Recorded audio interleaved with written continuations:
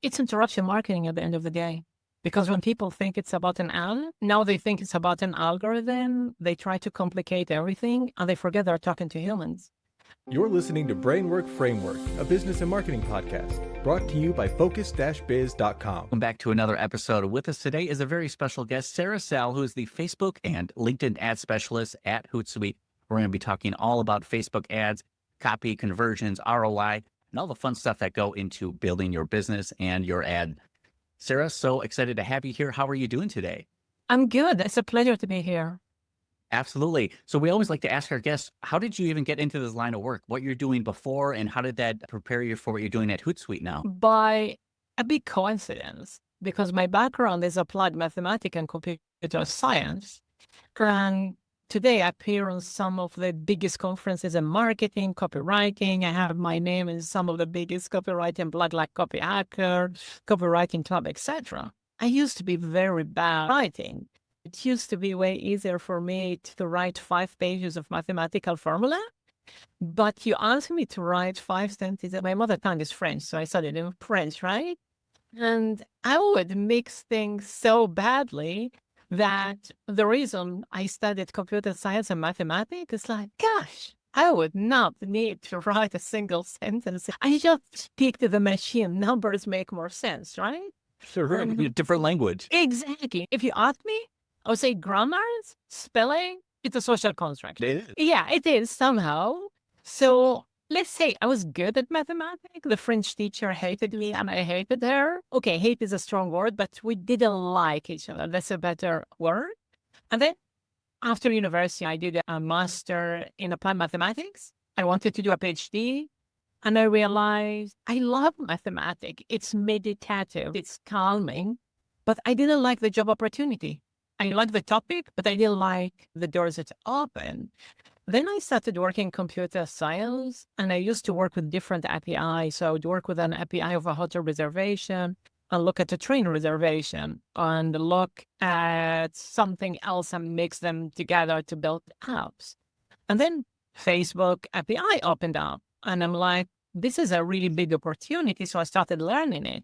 And I even went to some hackathons, some in London, some in Berlin, where I built an app that would personalize the shopping feed from an Etsy store based on your Facebook, based on who you followed on Facebook, like company pages, and it won some awards and so on. And then one thing led to another. I started learning about marketing. And then I started learning about marketing, some of the best. I mean, back then it was Perry Marshall who had the best-selling book about Facebook ads. And one thing led basically to another. I started learning about copywriting. Let's say, for example, the best would be Joanna Wiebe, email marketing research. And before I knew it, I just shared what I did. So I would be in private community and this is what I did. This is the result I get. Not even hoping it would get me anything. And before I know it, people were contacting me and said, hey, I'm sick and tired of trying to make Facebook ad work for me. Can I hire you? And it happened that I was very active in John Loomer community. He's one of the best experts in Facebook ads. Somebody who worked at Ad Espresso contacted me and said, I want an expert. Many people say, I am an expert. But no, I've been reading what you write for years. When people ask a question and you just share your opinion, I know you know your stuff. And so we said, do you want to work with us? Sure. They were like the biggest store for managing ads after Facebook themselves. And they got acquired by Hootsuite. And I've been doing coaching for their enterprise client, which means over the year, I audited almost 1,000 Facebook and LinkedIn ad accounts, which basically I see what nobody else see because I could see everything across geographical, across different industry. Somebody might do something in the fitness industry and I see something in a B2B industry. Maybe this company need to learn something from that other company. So it's basically a long rambling to say you just go through life. You don't know where you'll end next. Absolutely. And it's a testament to starting in one area and to expand on your skill set and your expertise over time. It's an incredible journey. Sometimes we all fall into it. We don't expect it, but suddenly we're learning about new things that we didn't expect before, but adds to our whole line of experience and what we do and how we help people. So now you have this unique experience and insight into ads. And this is something that a lot of people are mysterious about. Either they've tried them and either had a little bit of success or it was a total failure. What are you seeing in the trends and the data? What should people be focusing on when creating their ad? It's interruption marketing at the end of the day. Because when people think it's about an ad, now they think it's about an algorithm. They try to complicate everything and they forget they're talking to humans. I say, forget it's an ad. Imagine you go into a coffee shop and you're interrupting a perfect stranger. The way you interrupt the perfect stranger, would that person be interested in what you're having to say? Or would that person go, leave me alone, right? People think it's all about the targeting. And I could tell you social media targeting is not that good with the exception of LinkedIn, because you're not going to put fake job title on LinkedIn because all your colleagues and so on are seeing it. And people are marketed. They tend to go to a coffee shop, tap somebody on the shoulder and say, would you marry me? And when the person say, go to hell, they go to the next coffee shop.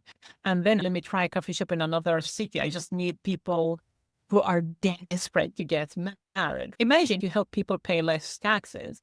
And you just having a conversation with a friend said, I almost overpaid my taxes by 20%, which would have been $100,000.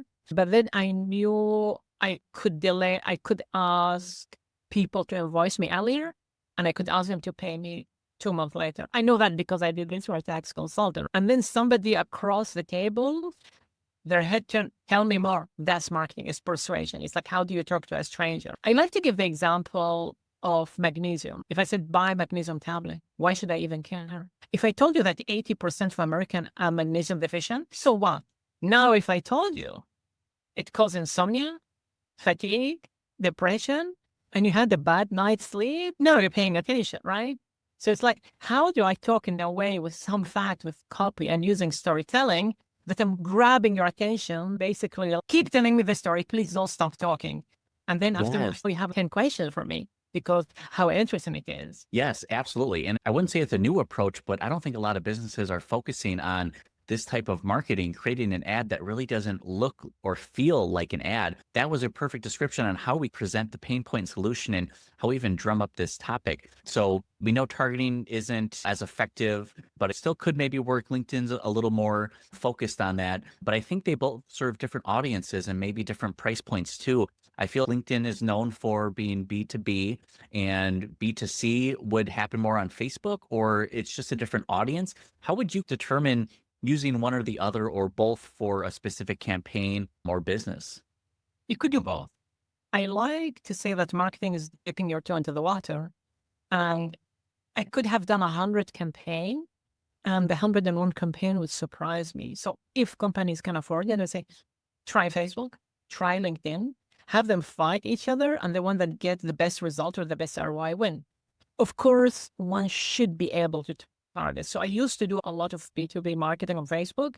And then over the year, I see Facebook removing the interest targeting. I used to do a lot of marketing for veterinary doctor, orthodontist. And overnight, my audience go from 20,000 people to 200 million. And I'm staring at my ad screen. Why is this not working? I used to get good lead. And then I look at the number, 200 million. And then you're basically forcing me to target 200 million. Then I was no longer able to target that audience. You could still do B2B on Facebook, but it comes down to targeting. If you could do it on Facebook, you could do it on LinkedIn. The other way, not really. Absolutely. It seems difficult when these platforms are constantly changing the targeting or the creative options, or we recommend this type of placement. What do you say about some of the Facebook or LinkedIn recommendations where they say you should use a creative audience, or your cost per result could be 30% lower if you try this method? Have you used those? Do you recommend them, or are they against their own best interest? Do you have a favorite kebab restaurant where you are located? Not personally. Let's go steak restaurant. Imagine you order the steak. You didn't have the time to eat it. It's on the table next to you and you're panicking like, oh my God, I need to go on the call with Sarah. And as you're panicking, a cat jumps on the table and the cat is like, you want to go on the call? Trust me, I'm the trusted partner. Leave the steak with me. After you finish the 30-minute call with Sarah, the steak will be there. That's like LinkedIn recommendation. And Facebook is not better, it's worse. Like one of the recommendation is enable audience network to get 5 more clicks at this price. Why don't you tell me how many more sales I would get? Why don't you tell me how many conversion I would get? Why don't you tell me how many leads I would get? It's all about impression, right? I cannot take it to the bank. And I like to give the example, if you have a birthday cake, slather it with mayonnaise and you'll increase the volume by 300%, but it would be absolutely disgusting. You wouldn't be able to eat it. Like there is a reason Mark Zuckerberg is worth 250 billion today. 5 years ago, he was worth only 25 billion. He's not worth 10 times more because there is 10 times more users of Facebook, not because he's employing 10 times more people, not because Facebook is 10 times more activity. Actually, my friends are spending less time on Facebook right now. It's basically a recommendation that make it so easy for the advertiser to bleed money without knowing it. The way I see it is like trusting the cat with the ham sandwich. I'm not trusting, I might give the cat a slice of sausage or steak, but I'm not going to hire the cat as a bodyguard of a steak sandwich. That's the best example I could think of about trusting the network recommendations. It's a great metaphor, and I appreciate you being so honest and open about it, because I've suspected this, but I've never felt confident in really saying, yes, for sure, that they're working against their own interests. Yes, I would not trust a cat either with a birthday cake slathered in mayonnaise or with a steak sitting next to me. I feel like it's against their own best interest. That's something we need to navigate and hear from the experts like you, so we know not to press those buttons when we see the little pop up and say, hey, your results could be lower. So it's really important to look at. Next up, I want to ask about the specific ad campaign strategy, because it sounds very similar to what I or other businesses might be going through, where the ad copy can be so impactful to a campaign. This was taking a campaign that would yield 40 cents for every dollar spent into $18.66 for every $1 spent. Wow, what a big difference here. What was the secret behind that campaign? And can you tell us more about how that worked? Yeah, so I had strategizer as a client. This is a university teacher in Lausanne, Switzerland, who wrote a book that got translated into maybe 18 languages, sold 5 million copies, and so on. And they were bleeding money. It's a type of conference where executives from BMW, Air France, Renault, American Express, and they were spending $4,000 to get $2,000 in sales, something like that, 40 cents. And then I consume their content. I'm like, there need to be a better way. I watch their webinar. I join their email list. I look at their YouTube channel. I buy their book. Even at some point I went to their conference and I run an ad. And when they see it, they get an angry email. For God's sake, Sarah, what's that? Because in their mind, I was just promoting random content, right? Like somebody boosting a post. And I'm like, please look at the number. Look at my cost per click on yours. Look at the CTR on yours. I think they spent like $11,000, made almost $250,000. And then they stopped complaining because it was about giving people sample. I think there is a supermarket. I think it's Tesco. I'm not sure. Maybe something like some American supermarket that's known for giving sample. And they found if they go down the aisle and say, buy this chocolate cake, it's so moist and juicy, people will be like that. Leave me alone, right? But if they give you a tiny slice, you went there not wanting to buy a chocolate brownie. Once it enters your mouth, like, wow, that's so light and rich and delicious, you would buy it, right? So basically, the power of sampling increased sale by 2,000%. It was an article in the Atlantic magazine. And I applied the same thing to the marketing, where that actually, you remember when I said I hated copy, I don't know how to write. 90% of good copy is 90% listening, reading, digest information, only 10% writing. You're not writing copy, you're assembling it. And by consuming the content of that client, and each time like, wow, that's good. That's an amazing story. That's an amazing result. I turned it into it increased sales hugely. And I was at the conference after I got them the $250,000 of sales. I said, can you invite me to the conference? And basically I was taking note. Each time they have an aha moment, I would write it. But I was talking to people, and somebody who created a big company, the renewable energy, said, I wanted to go to the conference. Then I forgot about it. Then I was not sure. For $2,000, I could go to a really nice holiday. But then I kept reading all those stories about the amazing result the conference will help me get. I'm like, sure, take my money. So that can demonstrate how this persuasion and real storytelling impacts us psychologically when trying to make a decision whether we buy something or not, and what kind of holds us back. Exactly. It's not about screaming at the person, because if I said, are you suffering with, it sounds like an ad. Now you become defensive. Now if I said, Let me tell you about James, who was magnesium deficient and was depressive. And even without knowing it, he was screaming at his 3-year-old daughter. And the moment we gave him pure, high quality magnesium, he slept like a baby. He no longer suffered insomnia. He's no longer in a bad mood.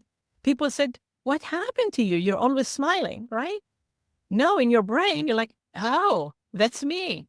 Did somebody steal a page did somebody break into my house and read a page of my diary?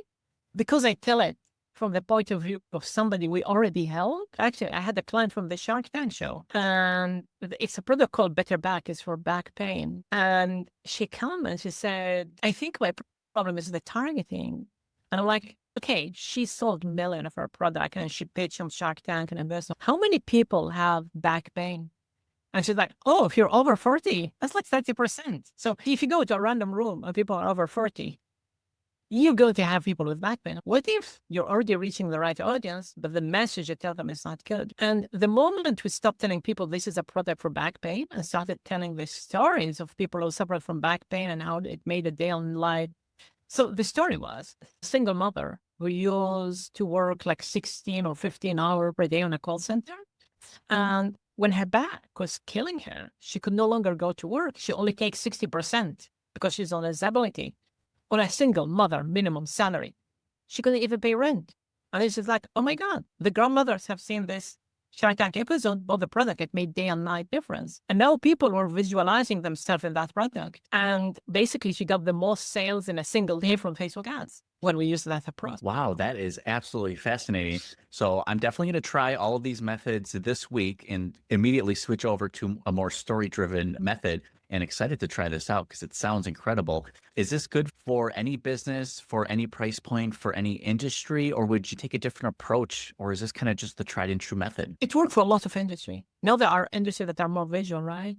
If you're a restaurant and people just need to see that green Thai curry look amazing, that chocolate cake look amazing, right? You wouldn't tell a story from 500 years ago how they discovered chocolate. There are moments where, hey, somebody's out from a nightclub and drunk and hungover and they need a pizza. You're not going to say, let me tell you a story of the Italian family squeezing the tomato with hand, right? They're like, I'm hungover, just give me that pizza, right? No, there are industries where you need persuasion, where you need to build the desire, where people are not actively looking for that product, where you need to make somebody go from, yeah, sure, tell me more. I mean, you sell handbags. You look at the design of the handbag, you either like it or you don't like it, right? Holiday, you look at the hotel room and the beach, either like how the beach look like or it doesn't look like, right? Not much you could do other than have an amazing photo. Now you have a conference. You're selling software. You're selling coaching. You're selling health product, which I did a lot of them. You're convincing people you can help them lose weight, get in shape, fix hormonal imbalance, get a better career, etc.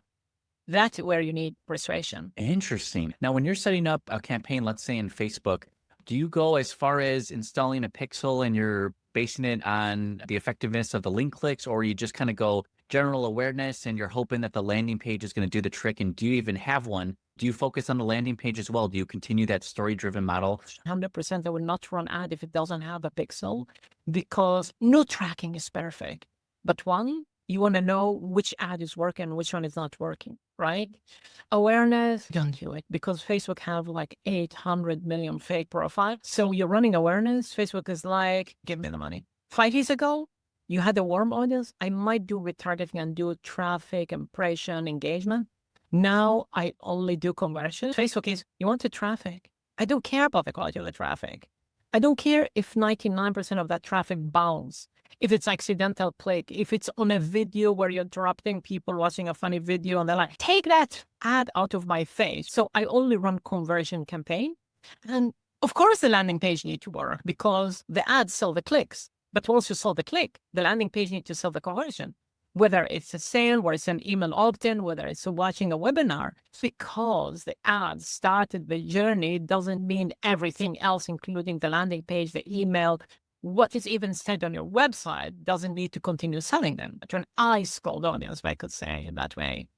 Yes, absolutely. Some great advice there on how to set up the campaigns and what we should focus on. But while we're creating that campaign here, you mentioned the sampling as an option, give kind of a free taste, a little trial of what's available.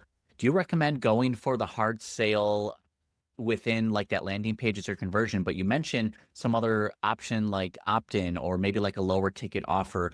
Are those reasonable options, or do you like to go directly for the sale of the main ticket? If you're a perfect stranger, you never heard about what a business offer, I'm not going to go from a perfect stranger to say, let me sell you a $2,000 product. It works for strategizer.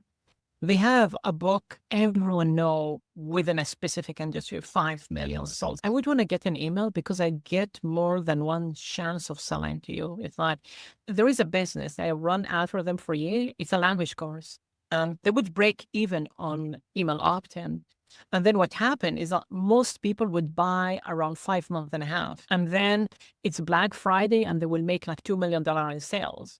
So basically, they were breaking even while adding 10,000 new people to the email list at break even, knowing that those people will buy within a few months. But when they come with a new product, maybe somebody bought a course to learn Italian. Maybe next year the person wants to learn Japanese, right?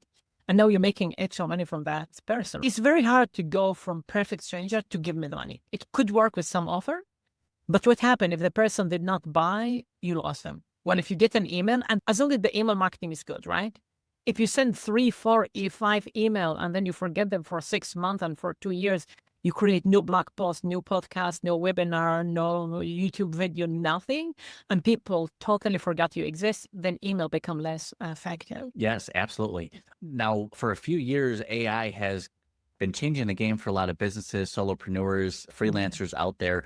Are you using AI in any way for your work in business? And do you see it having any sort of positive or negative effect on the industry as a whole? I use it for editing. I don't use it for writing because AI make a lot of things up. I give you an example. I say, here is a pizza, here is some pineapple, here is some ketchup, here is some cappuccino, do something.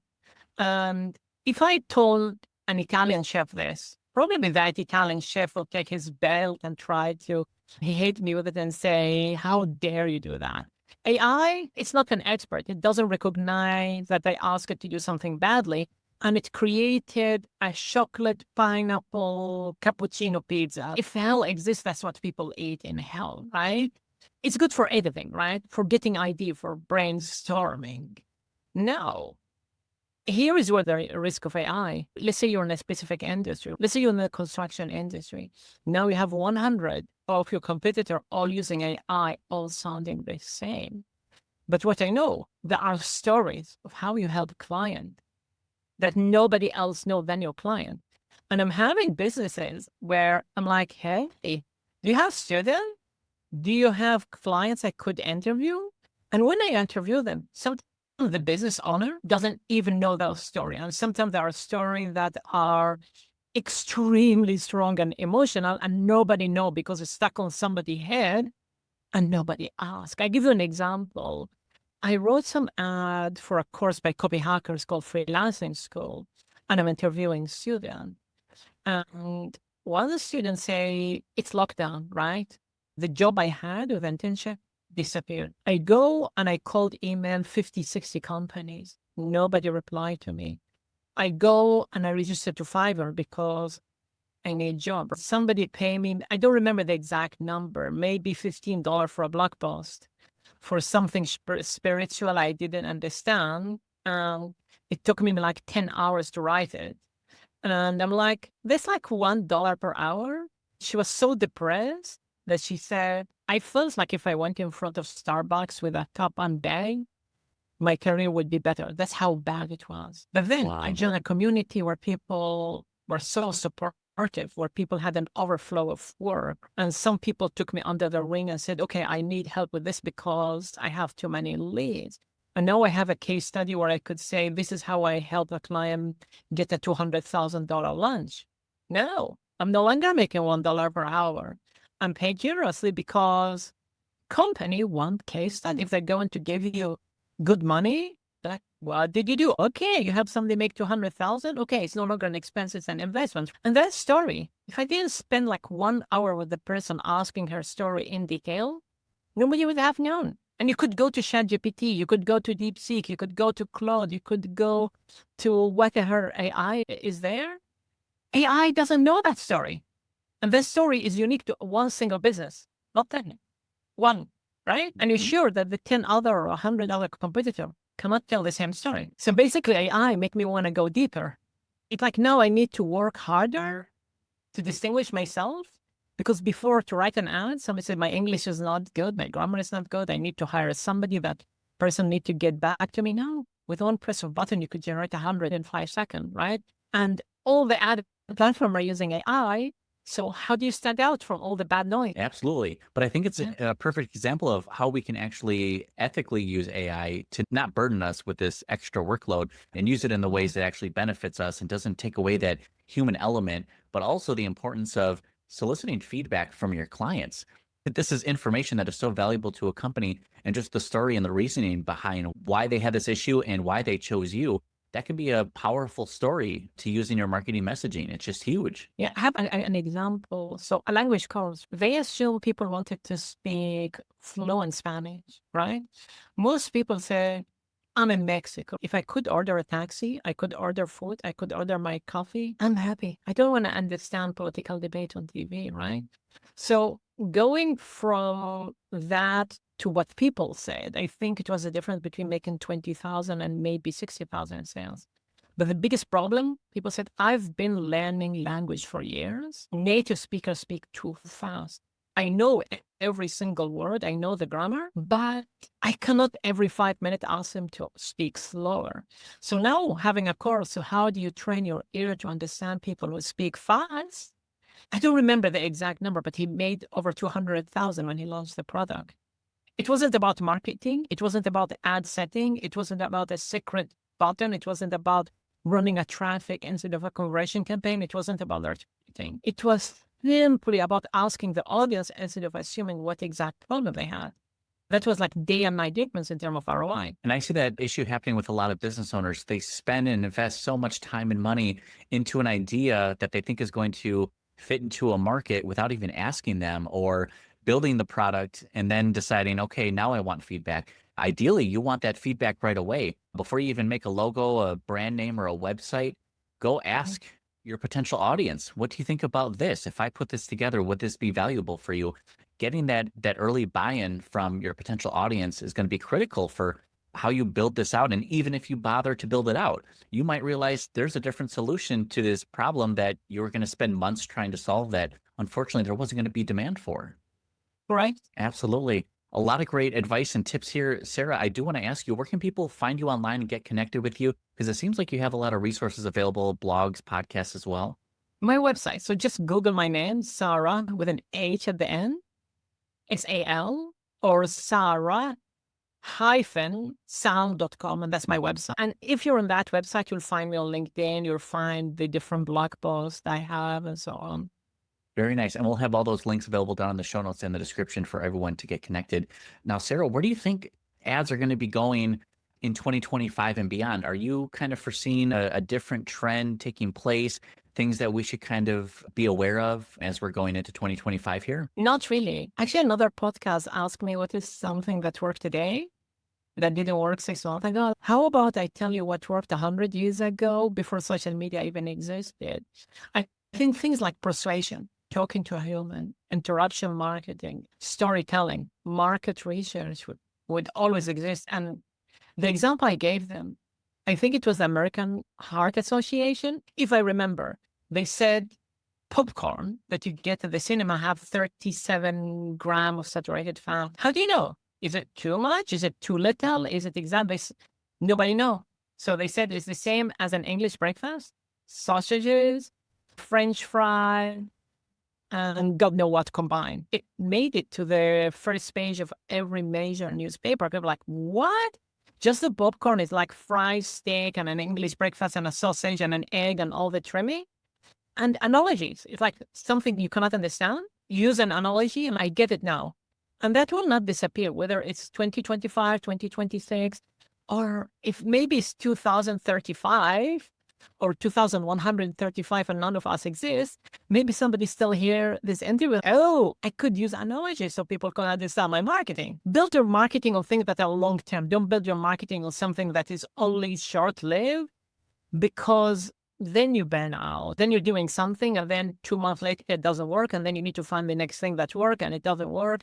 And non-stop you need to do your thing. If you build your marketing on a solid foundation, 10 years from now, it's still going to work. Interesting. It will be fascinating to kind of see how things change and won't change from our traditional storytelling and the persuasion methods that we currently have. I do have a couple more questions if you have a few minutes here. Sure, I do. Take your time. I wanted to ask more specific to a lot of the advertising and just niching down. I see a lot of people that recommend you're on a specific audience, on an industry, speak to that person individually. But sometimes there's other businesses that are full service and they feel like they help a little bit of everybody. How important is it to really define an audience or niche down into this segment, or can more of a generalistic ad still be effective? I've seen it work a lot, the niching down, and I've been doing it for almost 10 years. Now, the beauty of advertisement is you don't need to guess. You put $50 here, $50 here, $100 here, $100 there. And the one getting you the best result is the one you keep. Now, if you said, I help you with your marketing, it's not as specific as saying, as a dentist, I help you with your marketing. And before I wrote the ad, I understood the linguistic. What are the exact words dentists use that non-dentists will never use? No, my ad is way more powerful. No, it's a question of testing.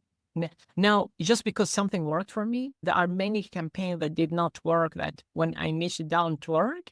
But just because this is my case, I cannot generalize. Basically, I like to say you have to add and you tell them to fight each other till death, and then only one of them live, the one with the highest ROI. Yes, it's good to put them against each other. And we have to test these things because we just don't know.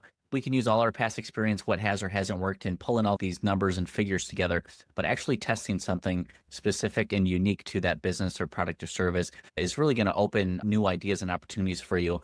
And then once you decide to scale a campaign, do you ever go back into more of a multi-channel approach? Do you ever rely on just one source for a while? Because I know it can either dry up, or you just never know, if it's not in your control, how long those results might last for. Have you ever heard of Dubai chocolate? The what chocolate? Dubai chocolate. No. Okay, it's something that went viral on social media. It's basically a chocolate with a filo dough with pistachio inside. And on social media, it's exploding where people are copying it. So I keep seeing on social media, Dubai chocolate. And I used to think it's not a big deal. And then I found a vegan chocolate shop in a small medieval town in Belgium called Ghent. And I see Dubai chocolate. I'm like, okay, put me out of my misery. I need to buy it and know what is the big deal. And you know, it's really good. But what made me buy it, it's all the other channel I kept seeing, right? And sometimes growing on only one single channel, it's difficult because you're saturating the market. It's like, sometimes I take client and they get good results. And in the back of my mind, I'm like, you're going to get good success for 6 months and then you'll hit a wall. And then I see clients who do podcasts, good email list, amazing content nonstop, new product nonstop. And I'm like, that's the client that for 5-6 years would be able to run ad with success, because we live outside of Facebook. We live outside of LinkedIn. It's like, once you have multiple touches, you make it more powerful. So listen, I had people like a client recommend, and then they said, wow, I Googled you, you're everywhere. They found a podcast, they found a YouTube video, I spoke at a conference, they found a blog post I wrote, right? Actually, Facebook banned me for a stupid joke. I used to have 5,000 followers. And there used to be a fight between Apple and Facebook with a lot of drama around tracking. And then I wrote in a blog post, I said, Facebook and Apple are like two drag queens fighting for the last lipstick on earth. It was on a Saturday I published that blog post. On Sunday, I could no longer use my page, my fan page. I couldn't care less, because blog post I wrote in 2019, the amazing case study where I have put 100-hour writing thing. I was still in the industry referring to them. I said, when people meet me at conferences, I read your blog post 3 years ago and I couldn't forget it. So it's always a multi-channel, because I've seen clients that treat like Spanish, learning a language, where Facebook said this is political propaganda. or treating hormonal imbalance. And sometimes talking to Facebook support or talking to a wall is the same thing. So if you're depending on only one channel, it could kill your business. You would literally have business with 20 employees, and if that's the only way they're generating money is only one channel, that's suicidal. And I have client counting, we said, how do we scale? Okay, we got all that money from venture capital. I said, do search engine optimization, build an email list, find the blog that is the most difficult to write for in your industry, where after you get rejected, you would want to cry. But if you get accepted, you know that you made a masterpiece. That's how you scale, not on one channel. Yes. And I think that highlights the importance of having that evergreen content. Blog posts from 3 years ago are still showing up in search results. People can't forget them. They're still finding them. This is that type of all-encompassing approach I think a lot of businesses should be focusing on.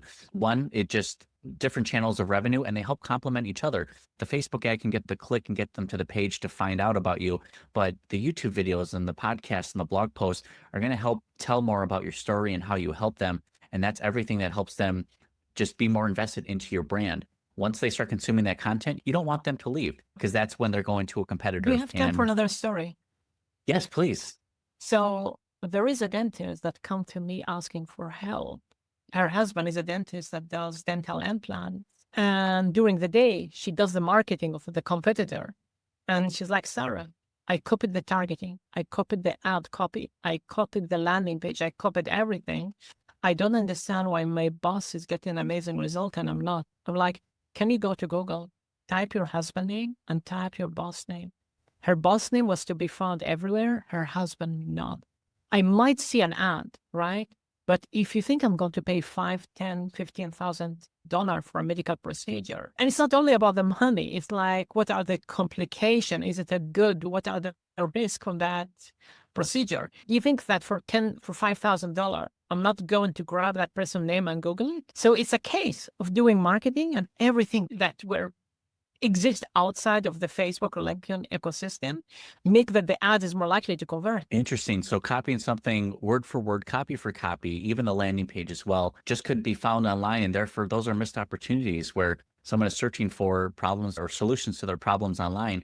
Just the name of the dentist. Wow. It's like, imagine there is a hotel and you go on a honeymoon. The hotel costs $5,000 per night.